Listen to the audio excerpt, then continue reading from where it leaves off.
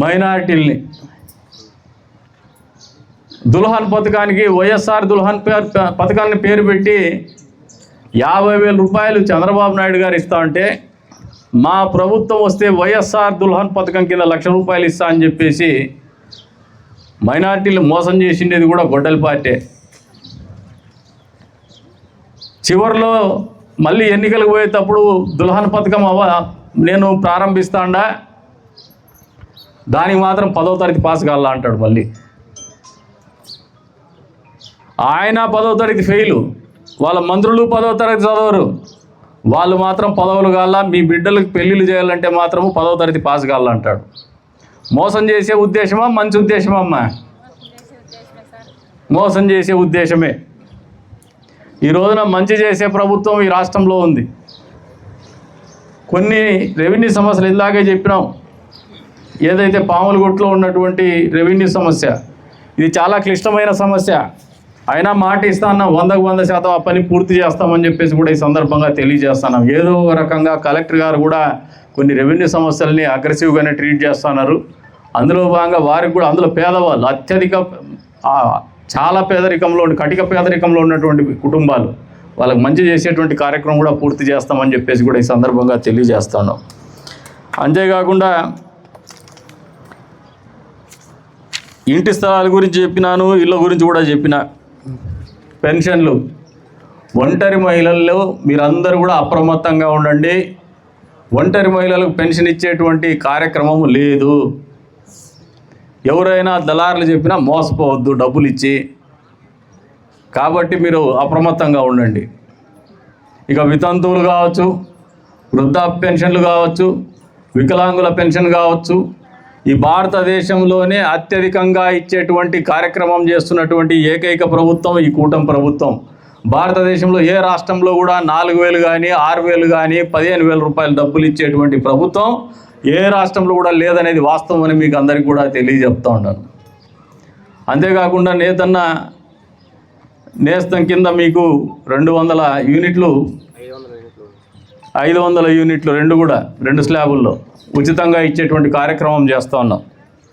తొందరలోనే ఆ పెన్షన్లు ఇచ్చేటువంటి కార్యక్రమం 1-2 అభ్యర్థనలు వచ్చినాయి. వాటిని కూడా పరిశీలించి సహేతుకమైతే వాటిని కూడా పరిగణలోకి తీసుకుంటామని చెప్పేసి కూడా ఈ సందర్భంగా తెలియజేస్తా ఉన్నాం. పవర్ లూమ్స్ 30 మందికి, హ్యాండ్ లూమ్స్ 50 మందికి ఇచ్చాం, ఆల్రెడీ ఇచ్చాం. ఇక్కడ పవర్ లూమ్స్ 30 మందికి, హ్యాండ్ లూమ్స్ చేనేత కార్మికులకు 50 మందికి ఇక్కడ ఆ 200 యూనిట్లు 500 యూనిట్లు ఉచితంగా ఇచ్చేటువంటి కార్యక్రమం కూడా జరుగుతుందనేది వాస్తవం అని చెప్పేసి కూడా ఈ సందర్భంగా తెలియజేస్తాను. అట్లే చూస్తే దాదాపు ఈ వార్డులో 262 మంది వృద్ధులు, వితంతువులు 162 మంది, వికలాంగులు 72 మంది, అభయహస్తం 1, ఒంటరి మహిళలు 35 మంది, ఇతరులు 60 మంది, మొత్తం 592 మందికి గాను ప్రతి నెల పెన్షన్ల కోసము ఈ వార్డులో ఇస్తున్నటువంటి డబ్బు ఎంత అంటే 26,66,500 రూపాయలు ఇస్తూ ఉన్నాం. అంతే స్థాయిలో తల్లికి వందనం పేరు మీద అర్హులైనటువంటి వాళ్ళు 733 మంది అయితే అనర్హులు 84 మంది. మొత్తం 95,29,000 రూపాయలు గత సంవత్సరం డబ్బులు ఇచ్చున్నాం. మళ్ళీ ఈ సంవత్సరం కూడా 2 రోజుల లోపల ఈ 95,29,000 రూపాయలు మీ ఖాతాలో జమ అవుతుందని చెప్పేసి కూడా ఈ సందర్భంగా తెలియజేస్తాను. ఆటో డ్రైవర్ సేవలో అర్హులు 20 మంది ఉన్నారు, అనర్హులు 1. మొత్తం నగదు 2 లక్షల రూపాయలు ఈ ప్రాంతంలో ఆటో డ్రైవర్లకు కూడా డబ్బులు చెల్లించినటువంటి పరిస్థితి. ఇక సీసీ రోడ్లు, డ్రైన్లు, తాగునీరు కావచ్చు, కరెంటు సమస్య కావచ్చు, మీరందరూ కూడా ఒక అవగాహన పెంచుకోండి. కుళాయిలు డబ్బులు ఇచ్చి తీసుకోండి. డబ్బులు తీసుకోకుండా కుళాయిలు తీసుకుంటే మున్సిపాలిటీ భరించలేదు. మీరు కరెంటు కూడా అంతే, పోల్లు కానీ వైర్లు కానీ ఉచితంగా ఇవ్వడానికి సిద్ధంగా ఉన్నారు. మనం కనీసం పేదవాళ్ళు ఉండేటువంటి వాళ్ళందరూ కూడా ఒక 4,000 జీవితకాలంలో మీ ఇంటికి 4,000 రూపాయలు డబ్బులు కడితే దాదాపు 1,00,000 రూపాయల వరకు మెటీరియల్ అనేది ఉచితంగా వాళ్ళు ప్రభుత్వం ఇస్తున్నటువంటి పరిస్థితులు కూడా మీరు దృష్టిలో పెట్టుకోవాలని చెప్పేసి కూడా ఈ సందర్భంగా తెలియజేస్తా ఉన్నాను. ఇక రేషన్ కార్డుల కోసం కూడా ఒక 2-3 అభ్యర్థనలు వచ్చినాయి.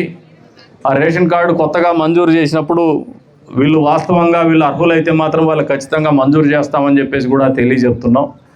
ఇన్ని రకాలుగా పేద ప్రజల కోసం ఆలోచిస్తున్నటువంటి నాయకుడు ఎవరైనా ఉన్నారంటే అది చంద్రబాబు నాయుడు గారు. పవన్ కళ్యాణ్ గారు, నరేంద్ర మోడీ గారు. అంతేకాకుండా పేదల సంక్షేమం కోసం కావచ్చు, ఈ రాష్ట్రం అభివృద్ధి కోసం కావచ్చు, అహర్నిశలు కష్టపడుతున్నటువంటి కూటమి ప్రభుత్వం. మా స్థాయిలో కూడా మీకు మంచి చేయాలనే ఆలోచనతోనే ప్రతినిత్యం మీకు అందుబాటులోనే ఉంటున్నాం. మీరందరూ ఇందాక మమ్మల్ని తిడుతూ ఉన్నారు, ఆడోళ్ళు వచ్చినప్పుడు మాకు 30 ఏళ్ళ నుంచి ఉన్నాయి, 30 ఏళ్ళ నుంచి ఉన్నాయని. మీరు నిజాయితీగా గుండెల మీద చేసుకొని చెప్పండి అమ్మా, మీ ఎమ్మెల్యేలు ఎప్పుడన్నా వచ్చి మీతో కూర్చొని మాట్లాడినారా? ఇట్లా మాట్లాడలే కదా.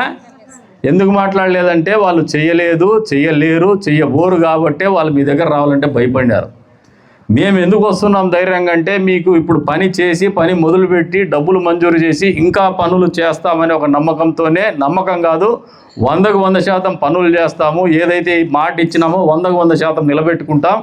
మళ్ళీ ఎప్పుడు కూడా మీతోనే ఉంటామనే ఒక నమ్మకంతోనే మీ దగ్గరికి వస్తా ఉన్నాం, మీ సమస్యలు వింటా ఉన్నాం, మీ సమస్యల పరిష్కారాన్ని కృషి చేస్తా ఉన్నాం.